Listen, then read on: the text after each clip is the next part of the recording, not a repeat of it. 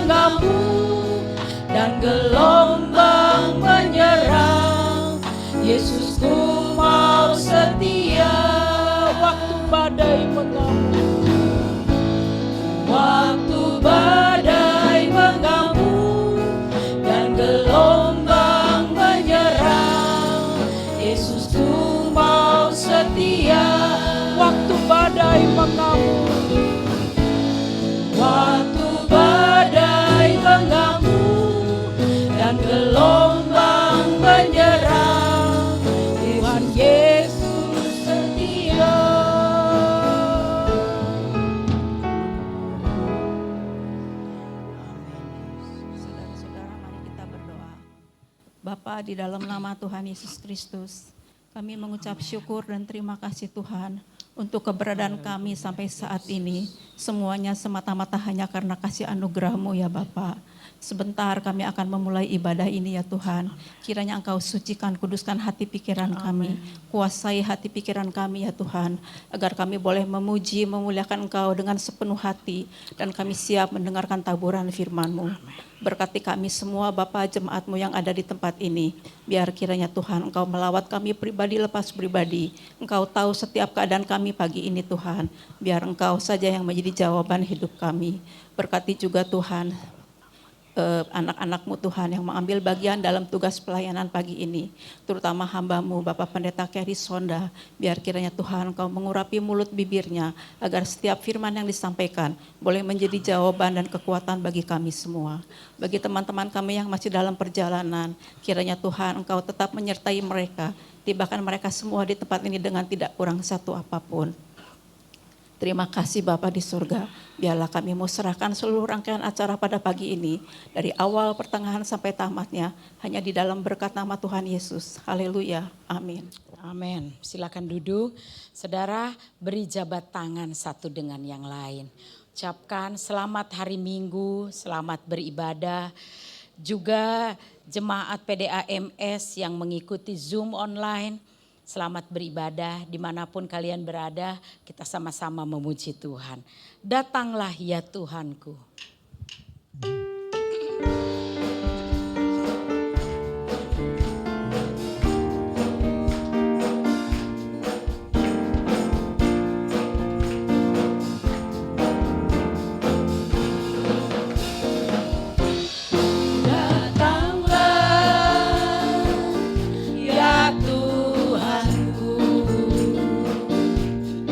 Basahilah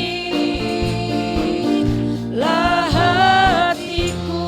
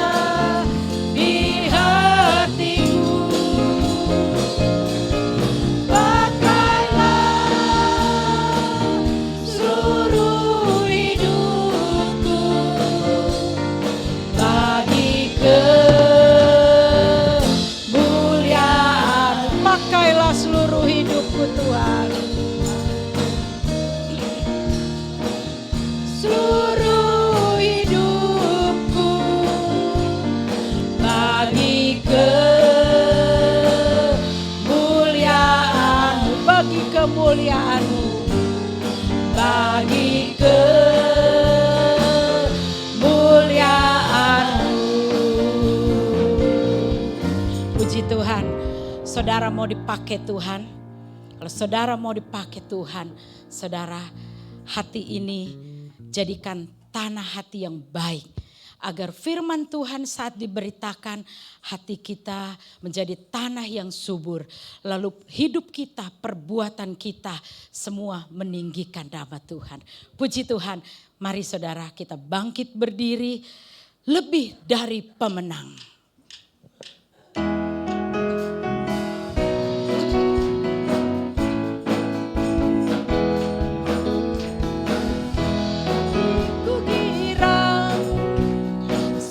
Yesus beserta, serta menjadikan aku lebih dari pemenang. Perbuatannya besar di dalam hidupku, serta menjadikan aku lebih dari pemenang.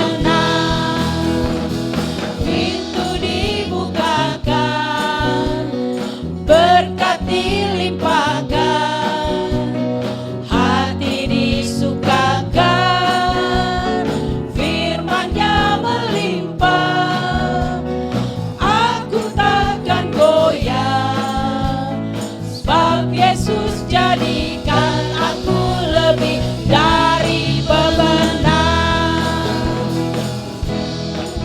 Ku kira sebab Yesus beserta, serta menjadikan aku lebih dari pemenang. Perbuatannya besar di dalam hidupku, serta menjadikan aku lebih dari pemenang. Pintu dibukakan, berkat dilimpahkan, hati disukakan, firman-Nya melimpah. Aku takkan goyah, sebab Yesus jadikan aku lebih dari pemenang. Sebab Yesus jadikan aku lebih dari pemenang. Sebab Yesus jadikan aku lebih dari pemenang. Haleluya, tetap tinggal berdiri karena kita sudah lebih dari pemenang. Tuhan Yesus baik.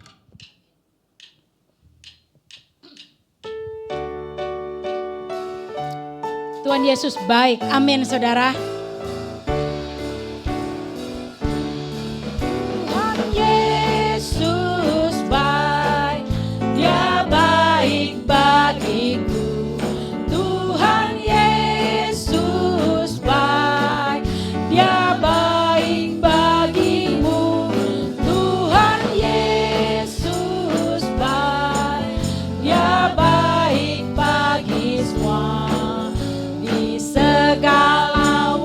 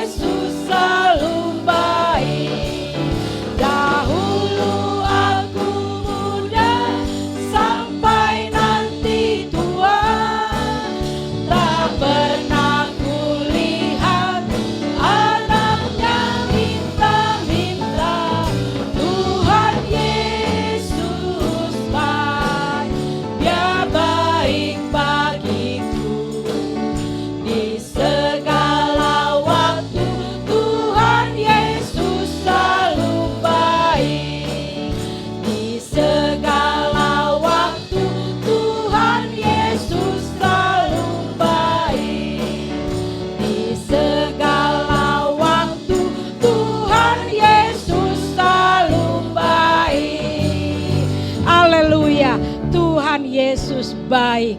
Silakan duduk saudaraku. Saudara, ada kesaksian jemaatkah pagi hari ini?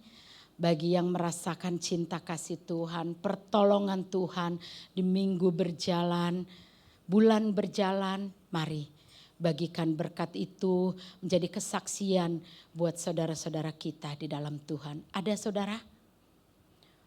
Mari yang mau menyaksikan kebaikan Tuhan, pertolongan Tuhan. Pak Nino mungkin. Puji Tuhan, saya akan menyanyikan pujian untuk Tuhan.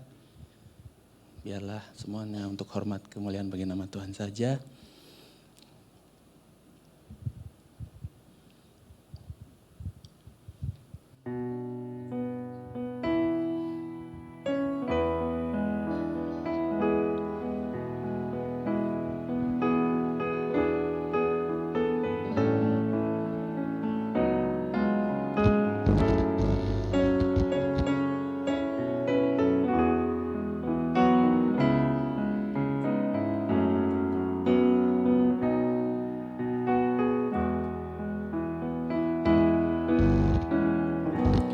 Di saat engkau susah, Yesus hibur selalu.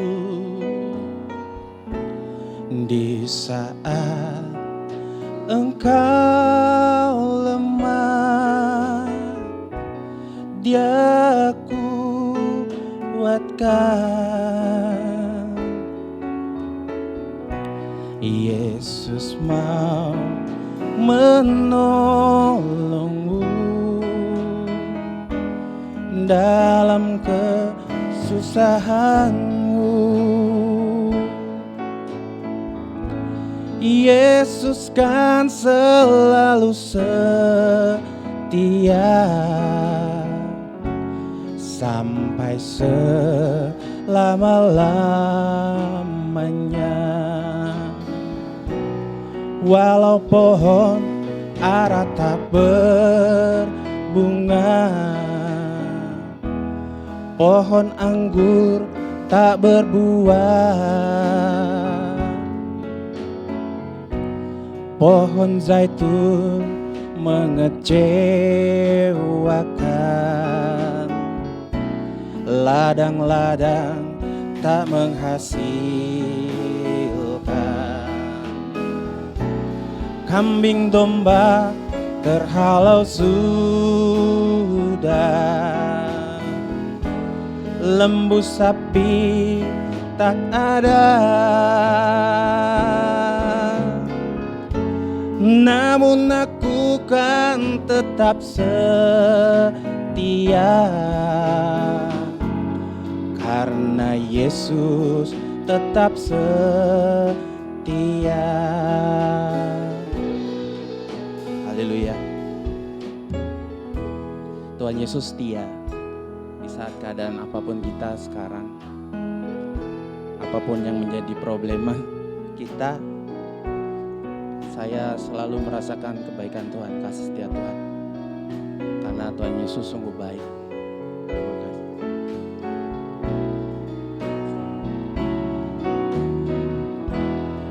Haleluya.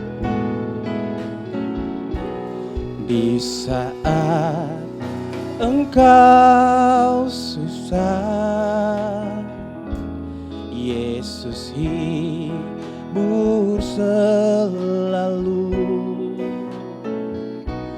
Di saat engkau lemah, Dia kuatkan.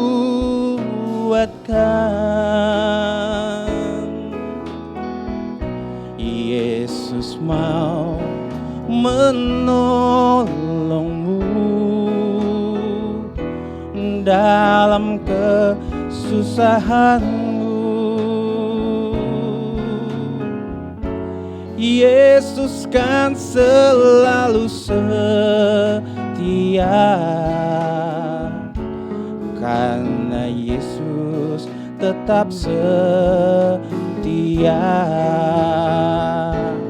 walau pohon ara tak berbunga, pohon anggur tak berbuah, pohon zaitun mengecewakan, ladang-ladang tak menghasilkan, kambing domba terhalau sudah, lembu sapi tak ada. Namun aku kan tetap setia, karena Yesus tetap setia. Namun aku kan tetap setia, karena Yesus tetap setia.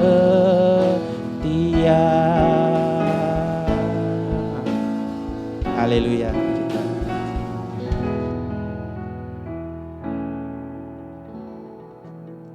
Puji Tuhan, terima kasih Pak Nino. Pujian ini sangat memberkati kita semua ya. Sangat-sangat pas dengan keadaan sekarang. Pohon ara tidak berbuah, situasi perekonomian tidak baik-baik saja. Tapi pujian ini mengatakan kita harus tetap setia. Saudara, keadaan saat ini mengecewakan. Berusaha perdagangan tidak untung, usaha apapun semua sepi. Tapi sebagai anak Tuhan, sebagai anak Yesus, kita mau nyatakan komitmen kita. Apapun yang terjadi, saudara, pohon ara tidak berbuah, pohon anggur tidak berbuah, semua silahkan tidak baik-baik saja. Tapi aku dan seisi keluargaku, seisi rumahku, aku akan tetap setia kepada Tuhan. Amin saudara, nyatakan komitmen ini. Saudara, nanti saatnya kita pulang, kita gak bawa apa-apa saudara. Semua perhiasan, baju mahal, apapun kita tinggalin saudara. Jadi jangan terlalu terpikat oleh dunia ini. Semua sementara. Amin saudara. Mari bangkit berdiri saudara.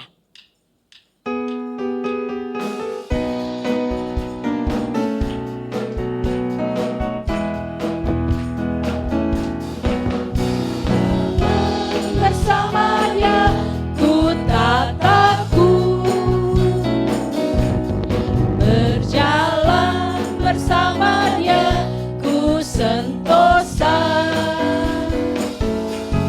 Ku tak takut bahaya selamanya, ku yakin ku tak sendiri, Yesus besertaku. Nyanyi bagi Yesus, soraklah haleluya. Nyanyi bagi Yesus, soraklah haleluya. Nyanyi bagi Yesus, soraklah haleluya. Ku yakin ku tak sendiri, Yesus besertaku. Bersama Dia ku tak takut, berjalan bersama Dia ku sentosa. Ku tak takut bahaya selamanya,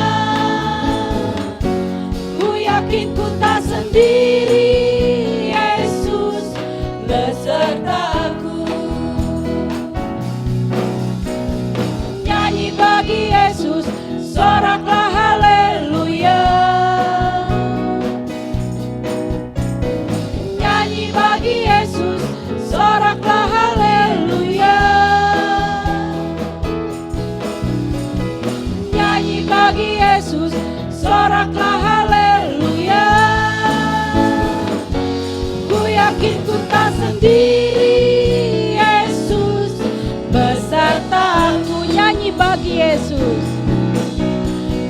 Nyanyi bagi Yesus, soraklah haleluya. Nyanyi bagi Yesus, soraklah haleluya. Nyanyi bagi Yesus, soraklah haleluya. Ku yakin ku tak sendiri, Yesus besertaku. Ku yakin ku tak sendiri, Yesus besertaku. Ku yakin ku tak sendiri, Yesus besertaku. Haleluya. Tetap tinggal berdiri. Kita mau mempersiapkan hati kita untuk mendengarkan kebenaran firman Tuhan.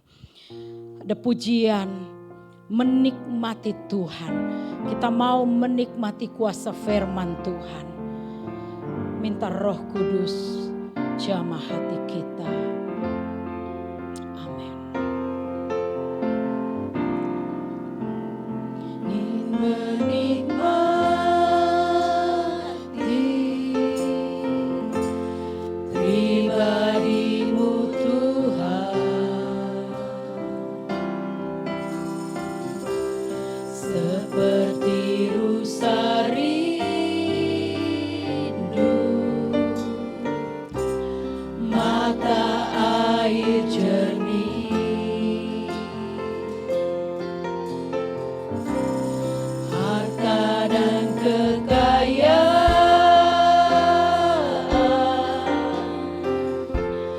pangkat emas dan perak,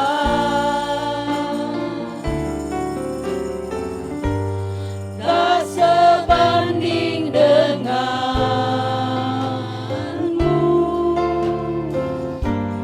Yesus kekasihku. Ku ingin menikmati, ku ingin menikmati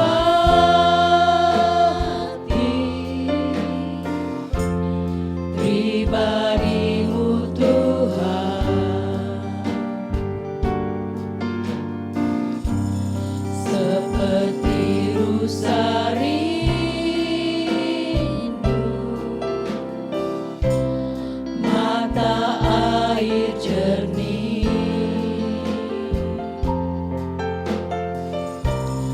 harta dan kekayaan,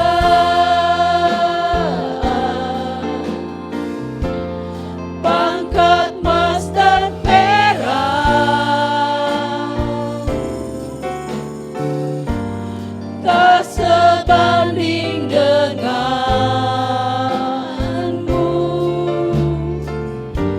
Yesus kekasihku.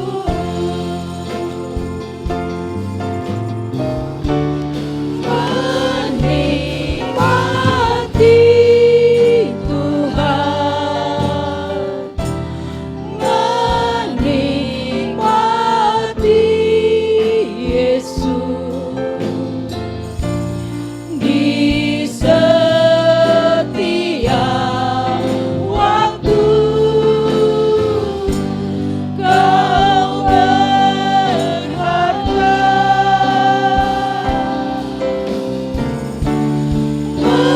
menikmati Tuhan, menikmati Yesus dalam kekekalan.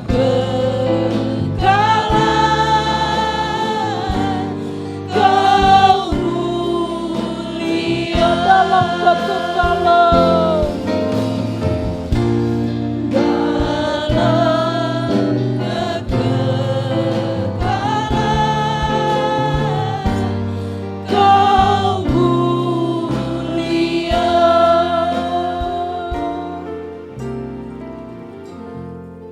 Terima kasih Bapa.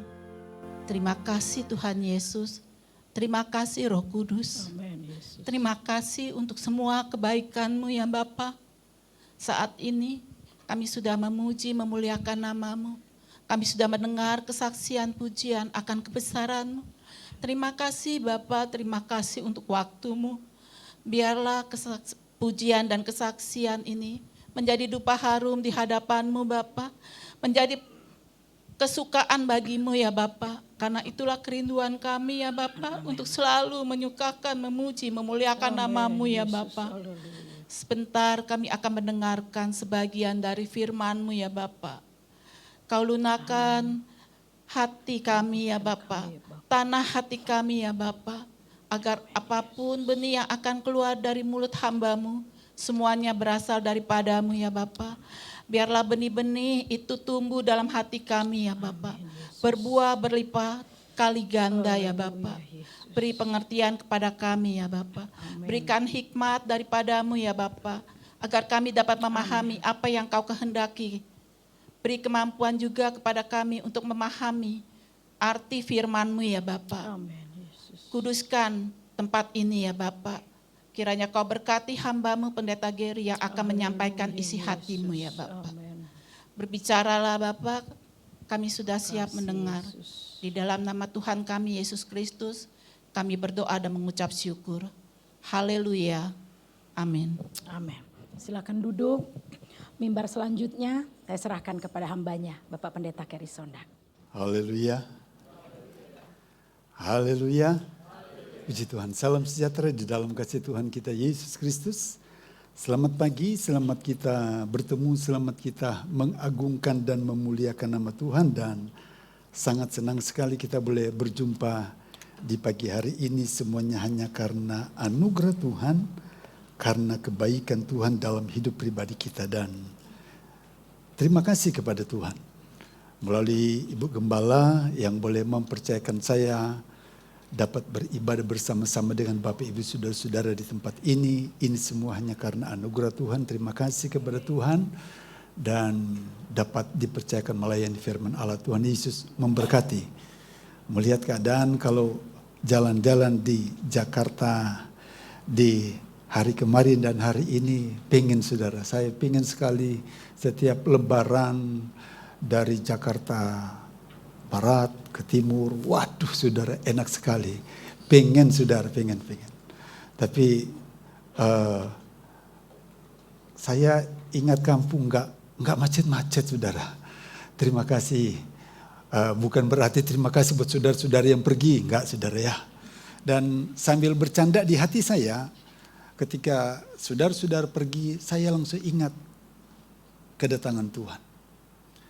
Saya menggambarkan orang yang pergi dan orang yang tertinggal. Tapi saya berkata dalam hati tadi, saya bukan orang yang tertinggal. Kami sementara menantikan kedatangan Tuhan. Puji Tuhan, mari sama-sama kita akan membuka Alkitab pada kesempatan ini dengan tema yang telah terpampang di bulan ini dalam Wahyu pasal 3 ayat yang ke-14, 15 dan seterusnya. Firman Allah berkata demikian kepada jemaat di Laodikia, dan tuliskanlah kepada malaikat jemaat di Laodikia.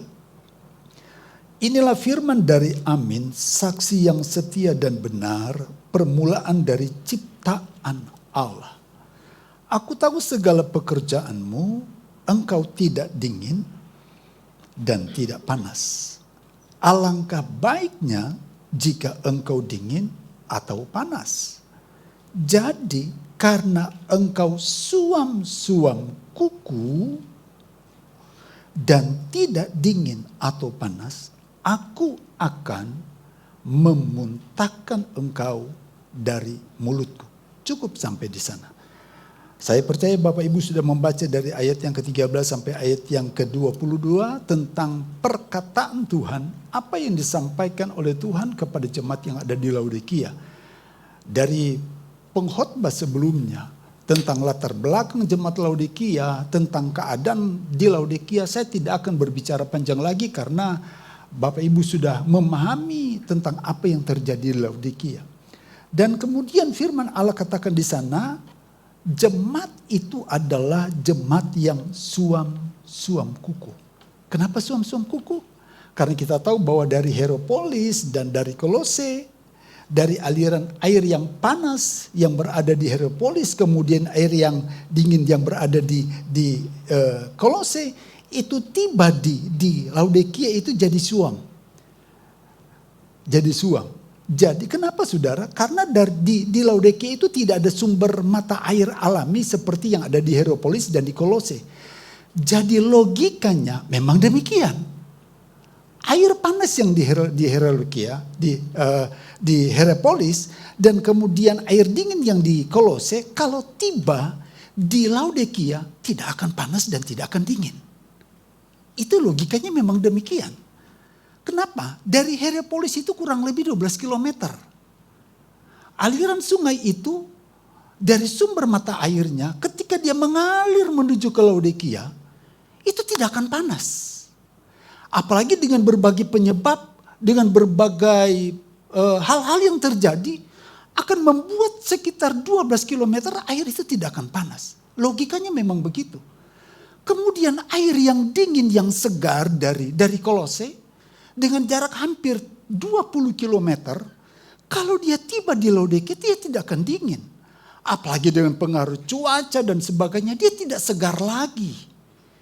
Dan dia akan tiba di Laodikia tidak seperti apa yang ada di Kolose. Memang demikian. Pertanyaannya begini Bapak Ibu. Kenapa Tuhan katakan begini kepada jemaat yang ada di Laodikia? Lebih baik kamu panas. Lebih baik kamu dingin. Jadi logikanya begini. Lebih baik Laodikia itu pindah ke Hierapolis. Jadi panas bukan menikmati air yang panas.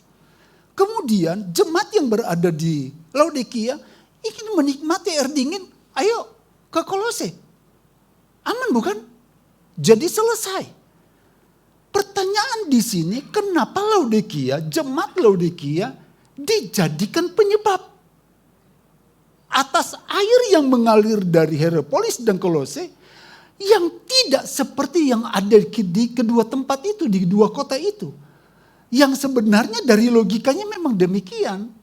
Kita yang ada di Jakarta jangan mengharapkan air yang dari Bogor itu sesegar di Bogor. Ya kita tinggal terima.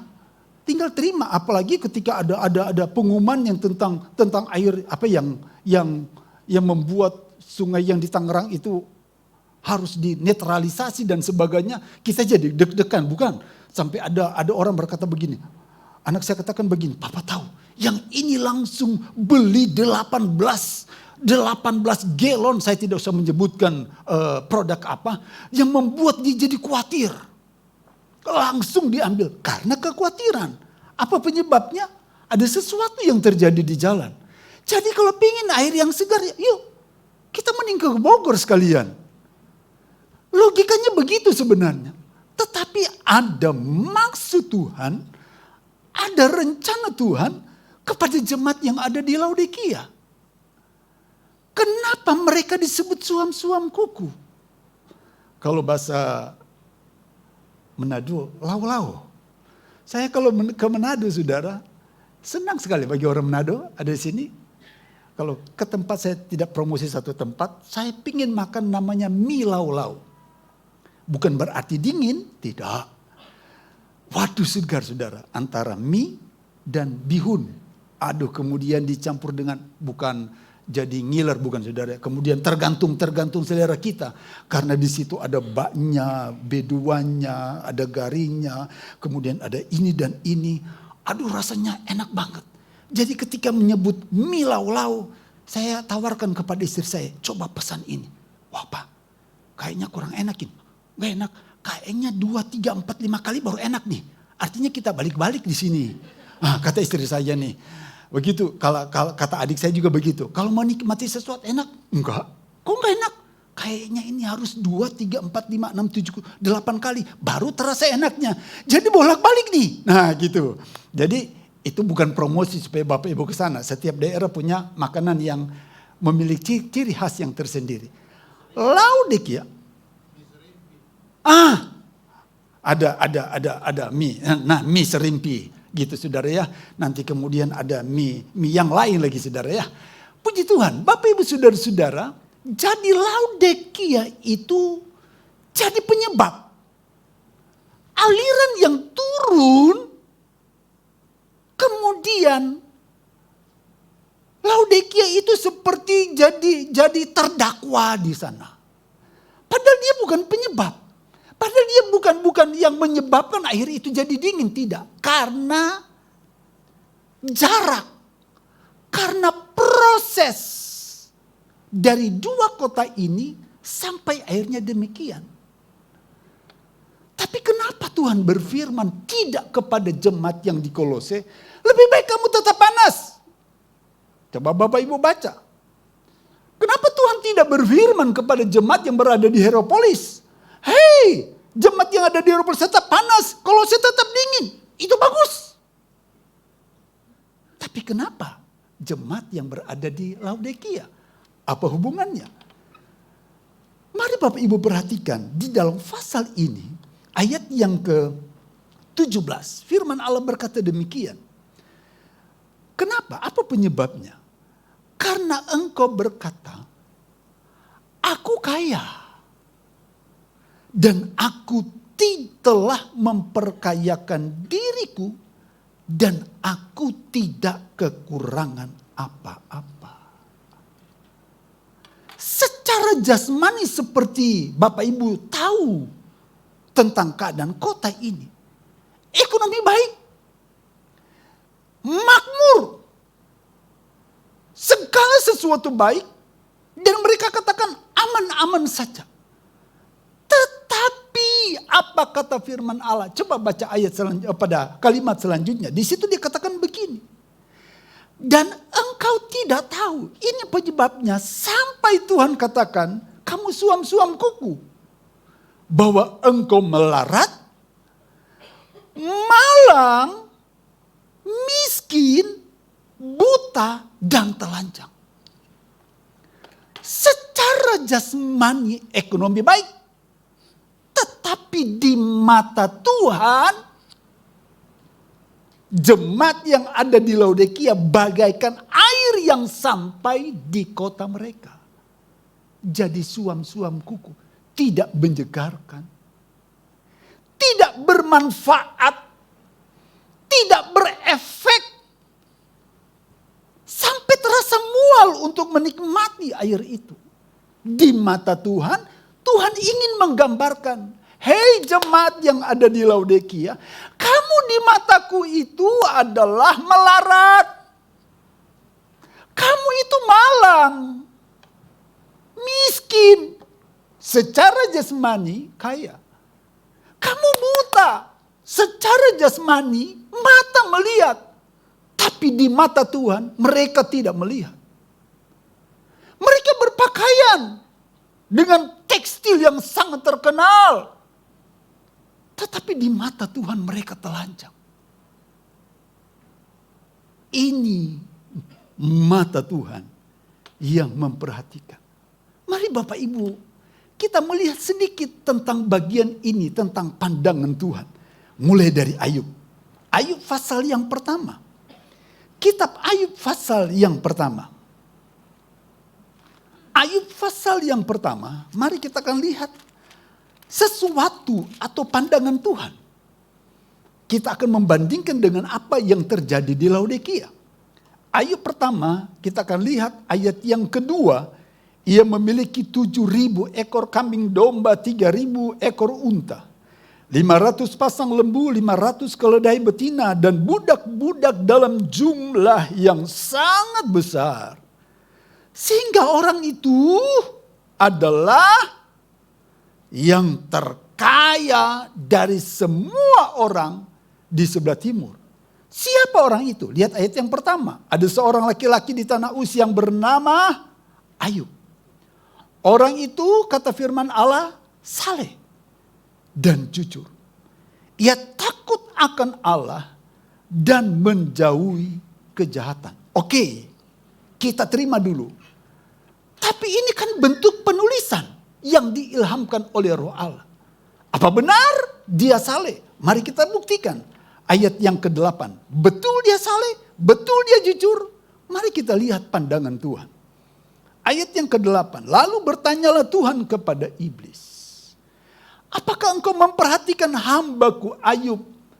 Sebab tiada yang sebab tiada seorang pun di bumi seperti dia, yang sedemikian saleh dan jujur, yang takut akan Allah dan menjauhi kejahatan. Cocok bukan penulisan ayat pertama dengan ayat yang ke-8? Kalau penulisan itu dan disinkronkan, dicocokkan dengan pandangan Allah, baru mantap. Kita bisa berkata, oke, dia baik. Tapi belum tentu di pemandangan mata Tuhan, bukan? Coba Bapak Ibu perhatikan baik-baik. Ternyata Tuhan memperhatikan kehidupan pribadi kita. Laodikia kaya, makmur.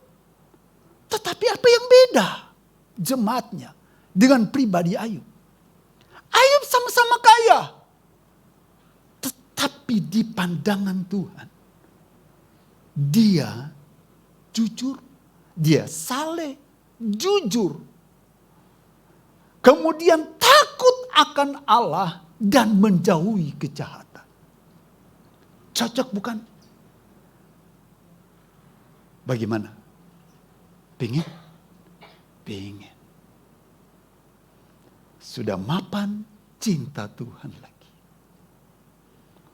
Yang bapak-bapak, ibu-ibu punya anak, dia katakan begitu, coba kamu lihat dia. Mapan tuh anak muda, mapan tuh cewek, takut Tuhan lagi. Jangan pura-pura tidak setuju. Betul? Setuju. Tapi coba apa pandangan orang tua? Kamu mau pilih dia? Coba lihat dia. Ngap-ngapan hidupnya. Hidupnya di jalanan, gak jelas. Mau pilih? Bapak Ibu? Tidak setuju apa setuju? Oh, dijauhkan Tuhan. Ini nasihat orang tua. Nak, buka mata, telinga, sampai penciuman ini bisa mencium. Perhatikan baik-baik. Tuhan kita, mata dan hatinya memperhatikan kita. Dan mata dan hati Tuhan itu memperhatikan Ayub. Beda dengan jemaat yang ada di Laodikia. Sudah ada perbedaan bukan? Hati, pikiran, keadaannya tidak seperti yang diharapkan Tuhan. Ternyata Tuhan memperhatikan keadaan rohani kita. Tuhan tahu apa yang kita lakukan. Keadaan rohani kita akan mempengaruhi orang-orang di sekitarnya. Saya akan buktikan kepada Bapak Ibu. Coba Bapak Ibu perhatikan kitab Kejadian pasal yang ke-18. Kitab Kejadian pasal yang ke-18, coba kita lihat baik-baik.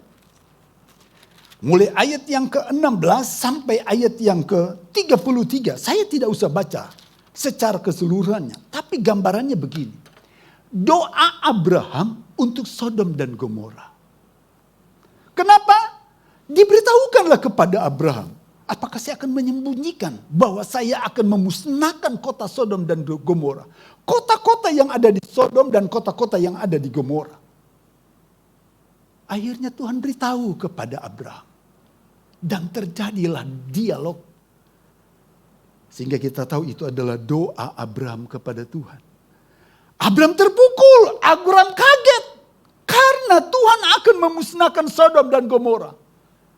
Sebenarnya bagi saya, apa urusannya? Ya Tuhan memusnahkan silakan, saya tidak ada di sana. Tapi hati Abraham tidak seperti itu. Bapak Ibu perhatikan. Kemudian Abraham katakan begini, Tuhan, kalau ada 50 orang benar di sana. Apa Tuhan katakan? Tidak. Maaf Tuhan, kalau saya kurangi 5, jadi 45. Kalau ada 45, saya tidak akan musnahkan. Maaf Tuhan, kalau ada 40, saya tidak akan musnahkan kalau ada 40 orang. Akhirnya ke 30, 20, sampai ke 10. Tik, net. 10 orang benar di daerah Sodom dan Gomora, Tuhan tidak akan musnahkan. kota-kota yang ada di sekitar Laut Mati itu bukan 100 orang penduduknya. Bukan cuma 1.000 orang. Banyak. Tapi Abraham tidak minta 1.000 orang, benar. Abraham ingat keponakannya yang pergi ke sana. 4 orang. Lot, istri, dan kedua anaknya. Kalau Tuhan musnahkan keponakan saya, keluarganya mati. Dengan harapan ada kesaksian, ada yang bersaksi sehingga orang lain diselamatkan. Akhirnya terjadilah tawar-menawar. Suami istri, kemudian dia punya 2 anak, punya anak. Dia kawin jadi 6 orang. Kalau dia punya anak 4 pas 10, kota itu tidak diselamatkan. Ini logika 4 anak. Tapi kalau logika 5 anak, lebih bukan 11 orang. Puji Tuhan, keluarga Lot menyelamatkan Sodom dan Gomora. Tetapi pandangan Tuhan tidak menemukan 10 orang benar di kota-kota Sodom dan Gomora. Apakah di daerah kita Tuhan dapat memperhitungkan daerah kita? Karena kita hadir. Dan Tuhan menilai pribadi kita benar dalam pandangan Tuhan. Apa yang Tuhan lihat? Kalau Bapak Ibu membaca dalam kitab 1 Samuel pasal 16 ayat yang ke-7. Firman Allah mencatat manusia melihat apa yang di dalam, di depan mata. Tetapi Tuhan melihat hati. Bapak Ibu melihat saya, keren ya, pakai dasi. Wah, pendeta, mantap. Saya melihat Bapak Ibu. Tapi siapa yang mengetahui hati kita? Duduk, melihat, ya Tuhan, lama amat nih pendeta khotbah. Ini gue udah mau buru-buru nih, udah mau berangkat nih, macet nih. Saya ini lagi duduk nih, Tuhan Yesus nih. Bagi yang penggemar game, sudah tadi malam, sudah warrior, sudah di mana nih? Seharusnya saya begini nih. Orang tua tidak, anak muda atau orang tua berjiwa muda. Saya jarang sekali melihat orang tua. Enggak. Cuman pernah sekali dalam kebaktian duduk di depan. Saya lihat dia rohani sekali. Saya tidak bawa HP. Haleluya. Lagi saya khotbah. Bukan saya khotbah. Saya, istri saya, kemudian ada seseorang. Haleluya. Puji Tuhan. Tuhan Yesus. Saya pendeta. Kala rohani. Haleluya. Dia khotbah. Haleluya. Karena selama dia pendeta khotbah dia. Haleluya. Puji Tuhan. Iseng-iseng saya katakan, Tuhan, orang ini betul-betul rohani. Saya rohana. Tidak ada respon. Diam-diam saya mengelirik ke kanan. Bapak Ibu tahu, dia lagi main mobile apa? Ya, main ya? Enggak ya? Ya, lagi ML di situ. Haleluya. Haleluya. Oh, Tuhan Yesus berkuasa. Aduh, pinginnya ada kilat sambar dia tuh. Di depan baik, tapi hati tidak baik.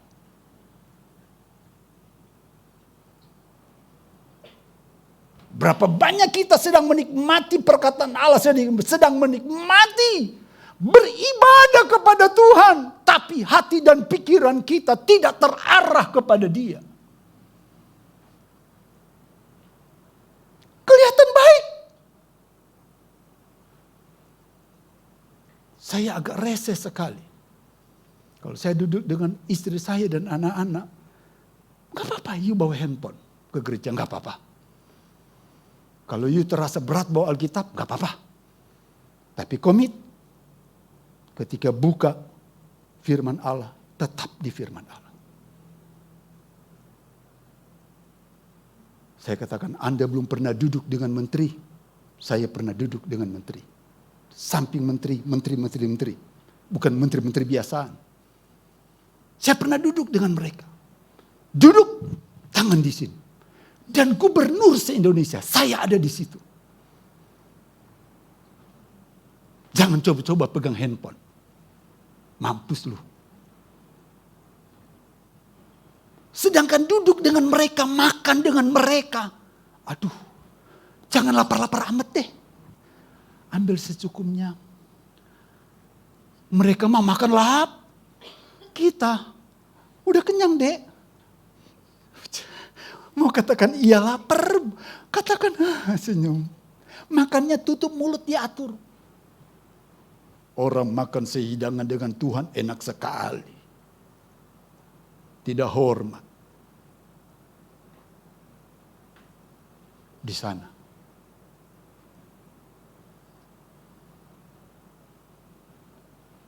Maaf. Tapi ini kenyataan. Haleluya. Haleluya. Saya duduk di belakang dalam satu ibadah penghiburan. Ibadah penghiburan Bapak Ibu. Saya lihat pendeta itu khotbah. Duduk. Kita bawa Alkitab kan agak lambat. Saya lihat di depan pakai smartphone cepat banget. Udah selesai, saya lagi menikmati. Tiba-tiba saya lihat di depan lagi WA. Bakmi enak enggak? Oh Tuhan Yesus. Kita makan lagi ya. Lagi firman Tuhan. Bapak Ibu perhatikan. Tuhan melihat sampai kedalaman hati.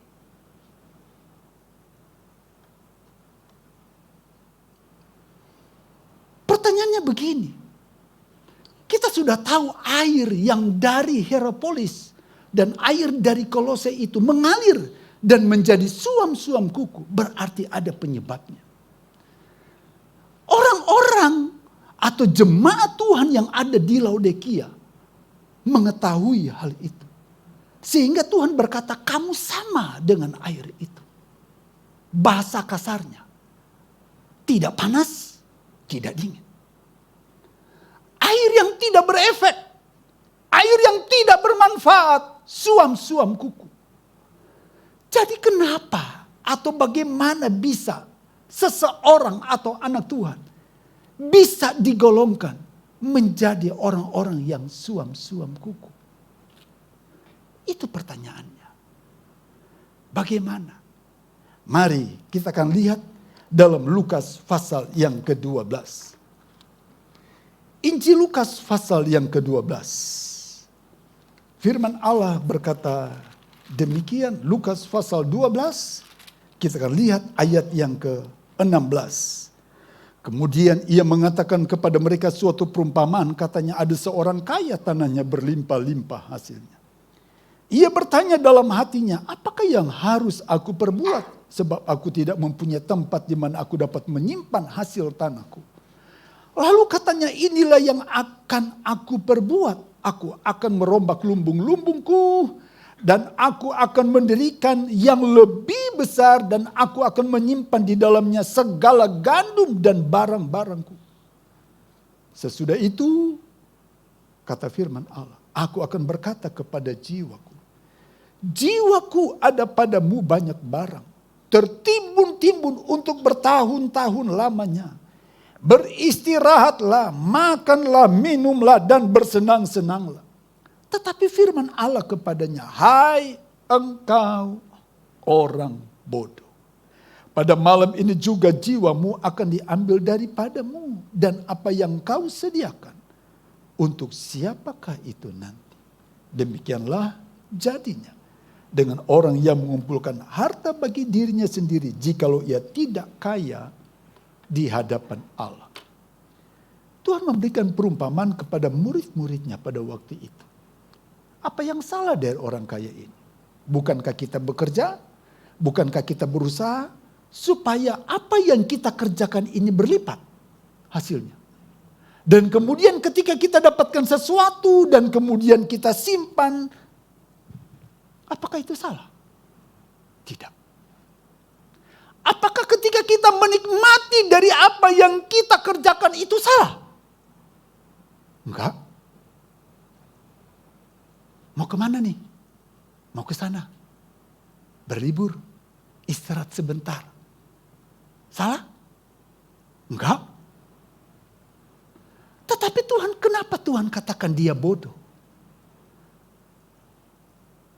Karena kalimat demi kalimat, kalau Bapak Ibu perhatikan dari ayat yang ke-18 dan 19 dalam kitab Lukas. Dia selalu berkata, aku akan merombak, aku akan mendirikan, dan seterusnya aku akan menyimpan. Sampai pada jiwaku, padamu ada banyak barang yang bertimbun-timbun. Itu kalau kita terjemahkan, itu mengandung keakuan, kesombongan, tanpa melibatkan Tuhan. Bahwa itu apa yang didapatkan sebenarnya karya Tuhan. Kita berusaha, kalau Tuhan tidak memberkati kita tidak akan mendapatkan apapun. Tetapi orang ini berkata, secara pribadi, gua bisa. Tanpa ada kata Tuhan yang terlibat di sana. Tanpa disadari, ini mengandung pengertian suam-suam kuku. Seperti jemaat yang ada di Laodikia. Kaya, tapi rohani tidak ada. Sehingga pada ayat selanjutnya, kalau Bapak Ibu perhatikan baik-baik. Jiwaku ada padamu banyak barang bertimbun bertahun-tahun. Kemudian Tuhan katakan, hai orang bodoh. Malam ini aku ambil. Jaga baik-baik perkataan kita. Dunia ini dikagetkan dengan peristiwa demi peristiwa yang barusan terjadi. Bukan dan sementara terjadi. Aman. Perangnya di sana. Tapi dampaknya di sini. Bisa kok, masih panjang. Tapi lihat cara Tuhan. Tuhan bisa merubah. Ini baru proses, salah satu proses. Mempercepat kedatangan Tuhan. Bangsa akan bangkit melawan bangsa. Dan seterusnya. Dampaknya mulai terasa. Baik. Tiba-tiba mulai menurun. Hari esok siapa yang tahu? Bukankah kita bisa berkata dengan kata yang lebih bijaksana? Terima kasih Tuhan untuk berkat Tuhan. Terima kasih untuk apa yang Tuhan beri bagi saya. Untuk hari-hari yang akan datang. Terima kasih Tuhan. Bukankah itu jauh lebih bijaksana? Semuanya karena Tuhan. Dari Dia, oleh Dia, dan untuk Dia. Kita tidak bisa membanggakan diri. Saya belum lama dalam pelayanan. Tapi saya pernah dan selalu melihat. Dan mendengar, memperhatikan. Ada yang kelihatan baik-baik saja. Tiba-tiba berubah. Di depan saya dia bicara. Bapak pendeta tahu saya ini orang kaya. Tangannya lagi begini. Dan tunjuk-tunjuk sama saya. Betul, saya lihat dia kaya. Dia lagi ngomong. Ada saking dekatnya. Aliran-aliran yang terciprat-ciprat. Dia tidak tahu, saya langsung Tuhan Yesus. Dia tidak tahu siapa yang dia bicara dengan siapa. Tangan saya sebenarnya sudah mulai begini. Lu sentuh. Beri pipi kiri, tahan dulu sebentar, gua balas. Gitu. Enggak, saudara, enggak. Saya diam sambil digini-giniin. Marah. Pulang. Saya cerita sama istri saya. Saya belum masuk, saya katakan yuk kita doa.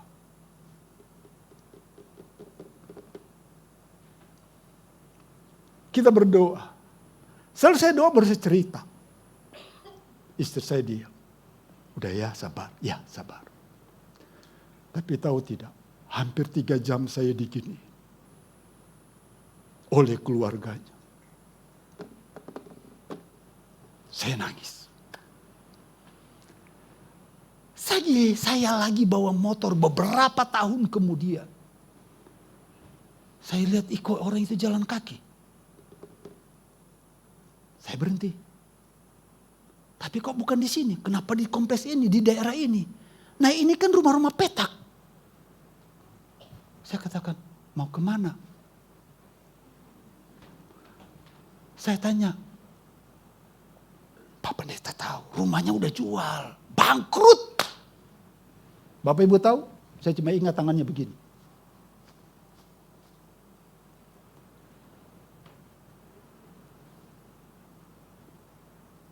Siapa tahu hari esok.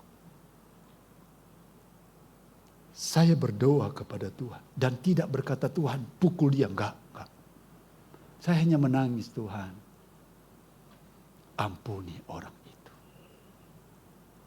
Ampuni orang itu. Hari ini kita baik, biarlah besok tetap baik. Biarlah besoknya lagi tetap baik.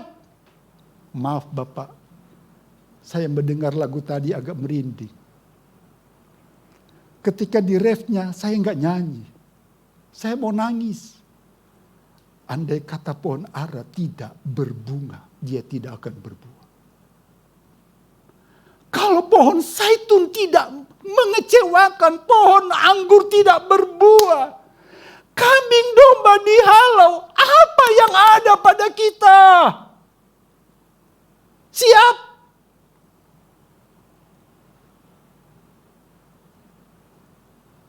Tapi puji Tuhan, bagi orang yang di dalam Tuhan selalu ada pemeliharaan. Dan Tuhan tidak pernah mengecewakan kita. Dia selalu menolong kita dan selalu membela kita. Mari kita akan lihat pada bagian berikut. Kenapa seseorang itu menjadi suam-suam kuku. Kitab Wahyu pasal yang kedua. Wahyu pasal yang kedua.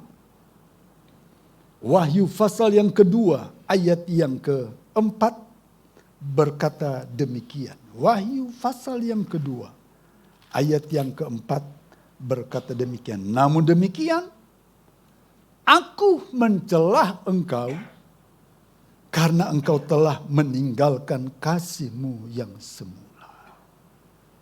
Sebab itu ingatlah betapa dalamnya engkau telah jatuh. Bertobatlah dan lakukan lagi apa yang semula engkau lakukan.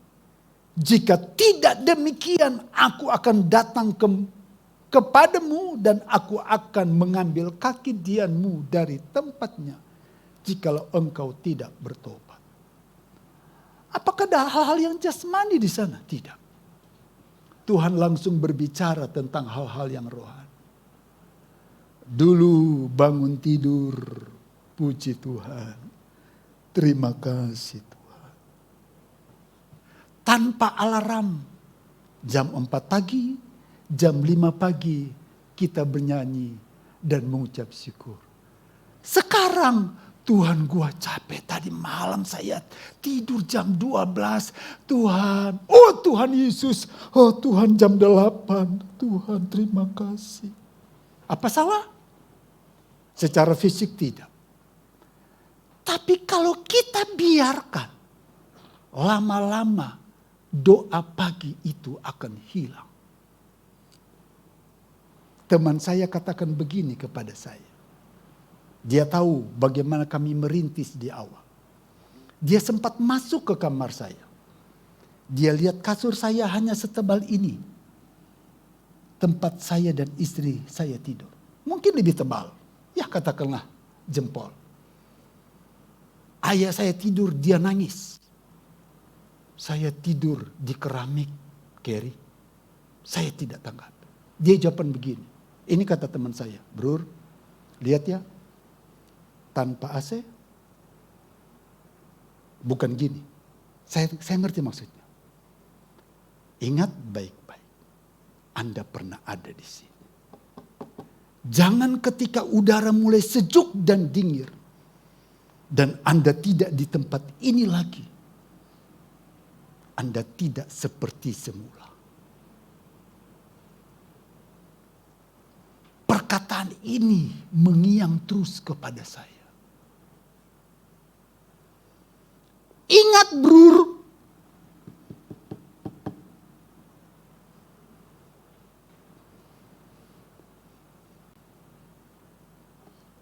sekali-sekali saya tidak gunakan weker.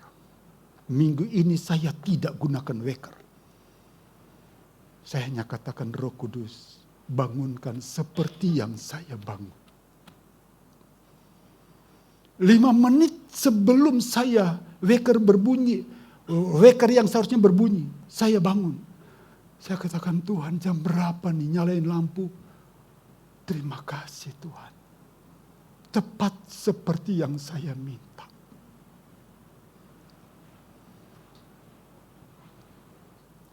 Dulu kita cinta doa. Dulu kita cinta membaca firman Allah.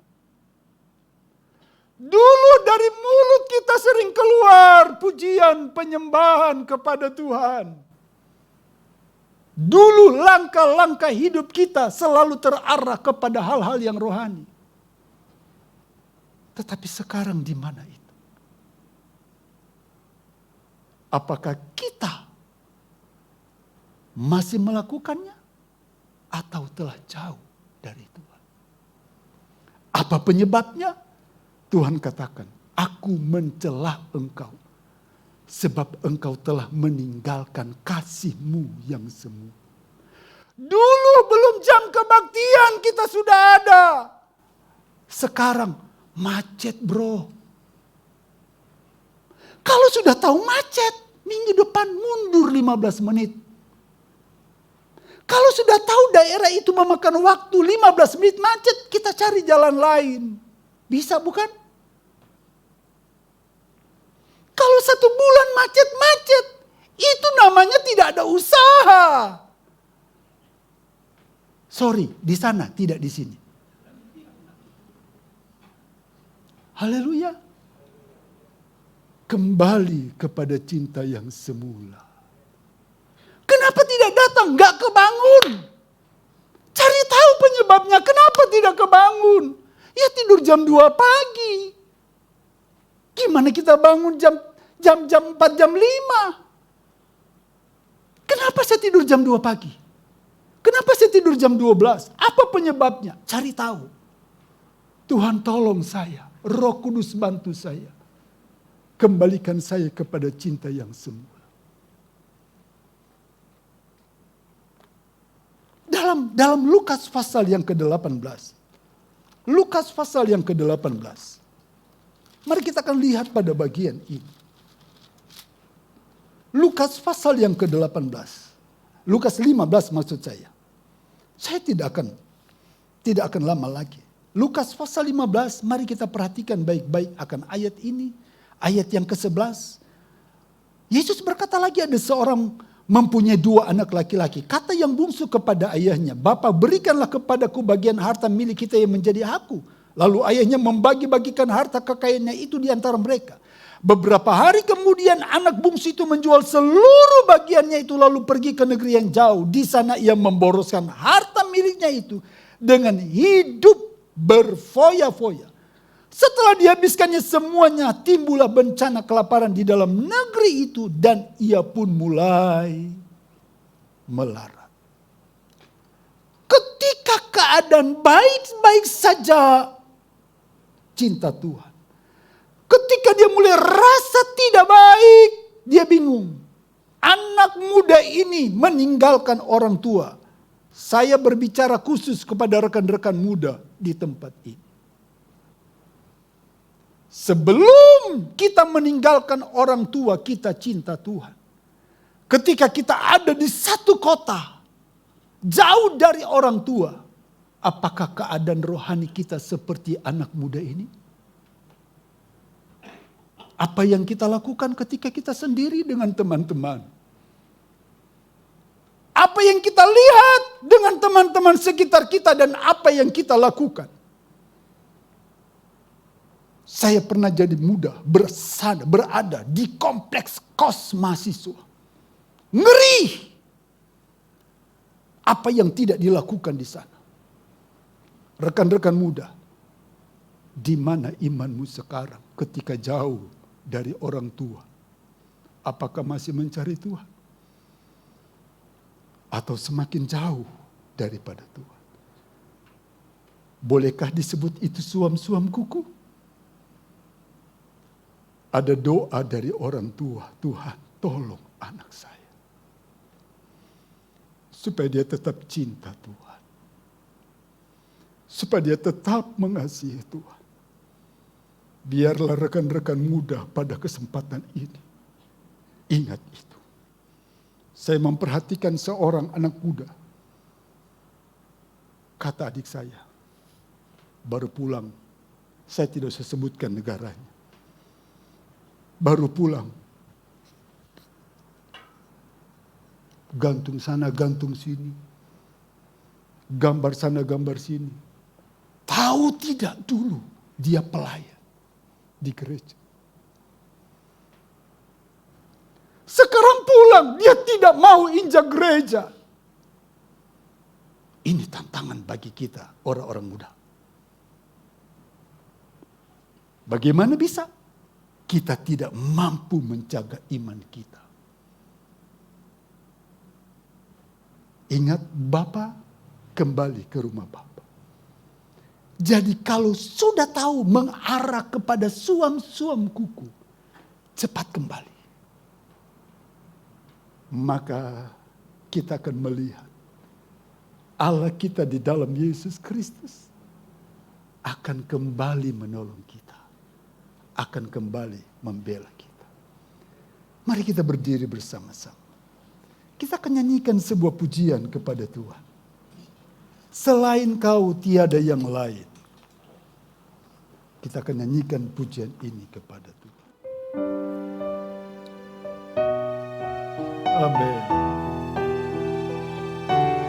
Haleluya.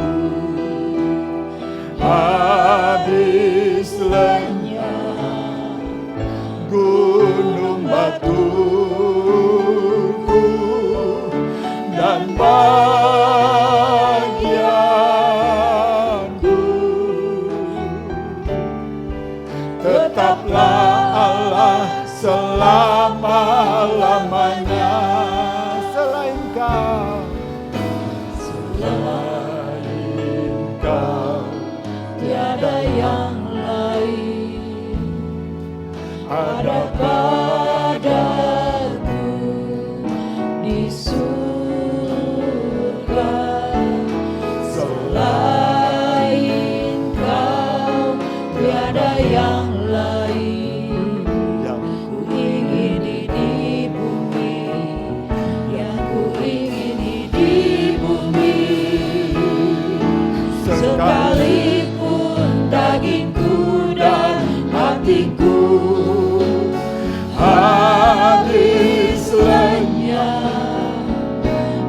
gunung batu dan bagianku.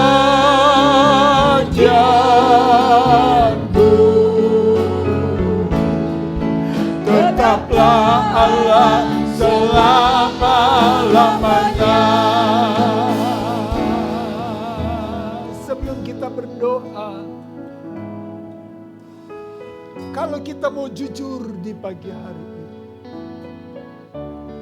apakah kita dapat disebut suam-suam kuku oleh Tuhan? Karena Tuhan melihat ada yang lain, penampilan baik, tetapi di mata Tuhan tidak baik. Bagaimana caranya kembali kepada Tuhan? Datang kembali kepada Tuhan, maka segala sesuatu akan ditolong Tuhan. Mari kita nyanyikan kembali pujian ini. Selain Kau Tuhan, haleluya.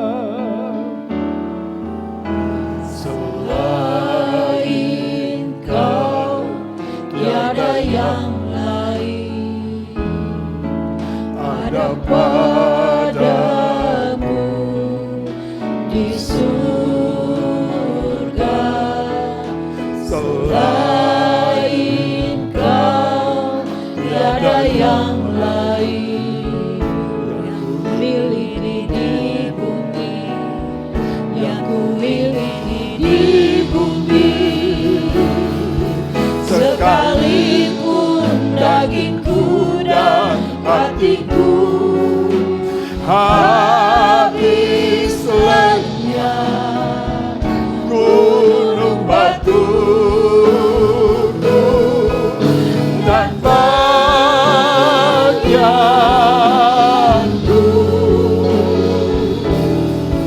Tetaplah Allah selama-lamanya.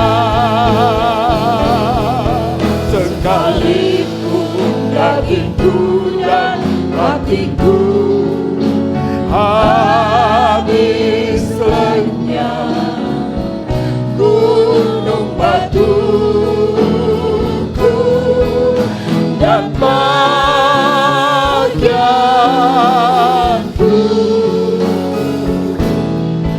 Tetaplah Allah selama-lamanya. Bapa di dalam surga, selain Tuhan tidak ada yang lain dalam hidup kami. Biarlah Tuhan memperhatikan keadaan kami. Tuhan melihat pribadi demi pribadi di pagi hari ini. Biarlah hidup anak-anak-Mu tetap mengasihi Tuhan.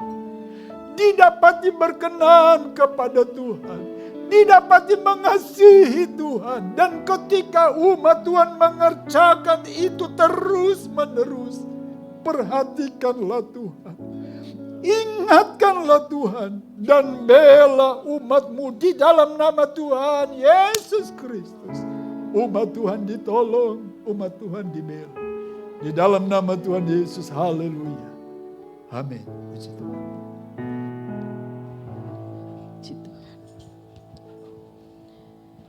Silahkan duduk. Terima kasih kepada hambanya Bapak Pendeta Keri Sondang untuk firman Tuhan yang sudah ditaburkan. Biar firman itu dapat tertanam di hati kita, berbuah-buah guna hormat kemuliaan nama Tuhan. Mari saudara, waktunya kita akan memberikan korban persembahan. Para petugas kolektan, sebelumnya kita berdoa. Bapa yang baik, Bapa yang kami panggil di dalam nama Tuhan Yesus. Terima kasih untuk firman-Mu Tuhan. Sudah menaburkan benih firman-Mu. Kiranya firman itu tertanam, bertumbuh Tuhan, guna hormat kemuliaan nama Tuhan. Jadikan kami pelaku-pelaku firman Tuhan, bukan hanya pendengar saja. Terima kasih untuk firman-Mu. Kiranya Tuhan memberkati hamba-Mu yang sudah melayani kami di tempat ini. Tuhan berkati dengan kuat kuasa Roh Kudus-Mu. Berkati pelayanannya, berkati keluarganya, kesehatannya. Tuhan, apa yang dibutuhkan, Tuhan mencukupkan segala sesuatunya. Terima kasih Bapa, sebentar kami akan memberi untuk Engkau, untuk pekerjaan-Mu di tempat ini. Tuhan, tilik dari ketinggian sorga, tangan-tangan yang memberi untuk Engkau, untuk pekerjaan-Mu. Tuhan, kiranya balas sesuai dengan janji firman-Mu. Berikan kami hati yang penuh sukacita memberi untuk Engkau, untuk hormat-Mu saja. Terima kasih Bapa, kami mau memberi dengan sukacita hanya di dalam nama Tuhan Yesus. Haleluya, amin. Silakan petugas kolektan, pujian Tuhanlah Gembalaku.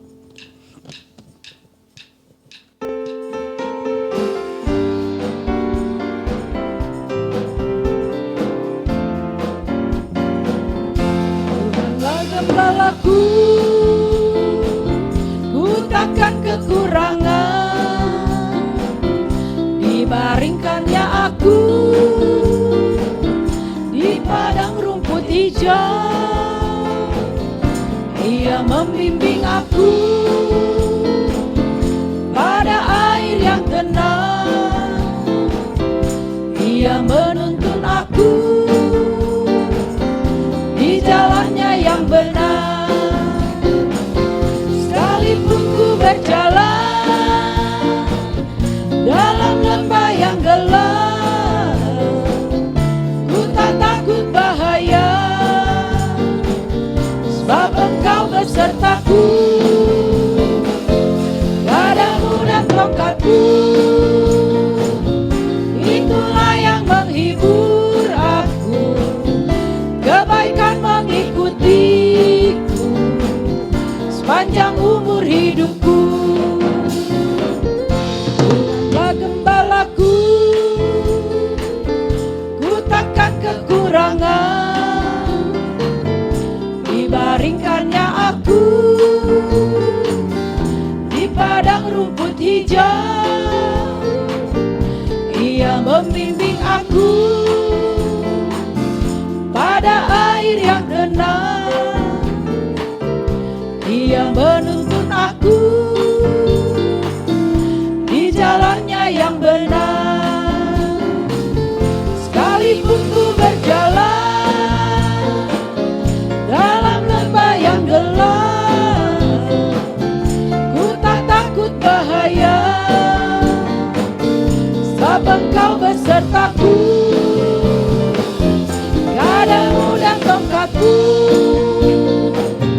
itulah yang menghibur aku. Kebaikan mengikutiku sepanjang umur hidupku. Kebaikan mengikutiku sepanjang umur hidupku. Puji Tuhan, terima kasih buat persembahan yang saudara berikan. Saatnya kita akan mengakhiri ibadah kita. Mari saya undang berdiri. Ada satu pujian tak pernah kekurangan. Nanti Bapak Pendeta Keri Sondak akan memberikan doa berkat.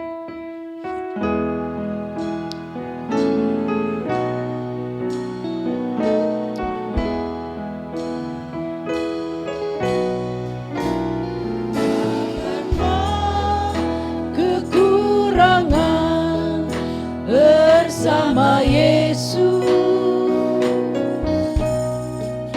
tiada pernah tidak ada dalam Yesus. Yesus selalu berikan dan menyediakan. Haleluya, puji Tuhan selamanya. Tak pernah kekurangan, tak pernah kekurangan bersama Yesus. Tiada pernah tidak ada dalam Yesus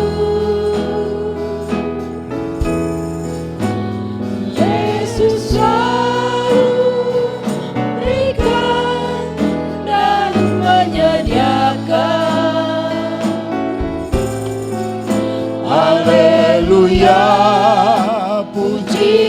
Tuhan selamanya. Bapa di dalam surga, terima kasih karena bersama Tuhan kami selalu ditolong oleh Tuhan dan tidak pernah kekurangan bersama Tuhan. Kami telah beribadah kepada Tuhan. Diberkatilah setiap pribadi umat Tuhan yang beribadah kepada Tuhan. Tuhan yang bersama-sama dengan umat-Mu dan umat Tuhan ditolong dan dibela oleh Tuhan. Segala hormat, pujian hanya kepada Tuhan. Ketika umat Tuhan akan kembali ke tempat masing-masing. Tuhan sertailah, Tuhan pimpinlah. Jauhkanlah dari hal-hal yang tidak diinginkan. Tiba di tempat tujuan dengan selamat sejahtera dari Tuhan. Dan umat Tuhan diberkati oleh Tuhan dan pulanglah dengan membawa berkat. Pulanglah dengan membawa mujizat Tuhan. Pulanglah dengan hidup yang mengasihi Tuhan. Sehingga apa yang dikerjakan umat Tuhan diberkati oleh Tuhan. Dibedakan dengan orang-orang yang tidak tahu menghormati Tuhan. Umat Tuhan dibela di dalam kasih Allah Bapa kita. Dalam kasih Tuhan Yesus, kekuatan Allah Roh Kudus menjadi bagian umat Tuhan mulai pagi ini. Sampai Tuhan datang kembali di dalam nama Tuhan Yesus Kristus. Kita yang diberkati Tuhan berkata, amin.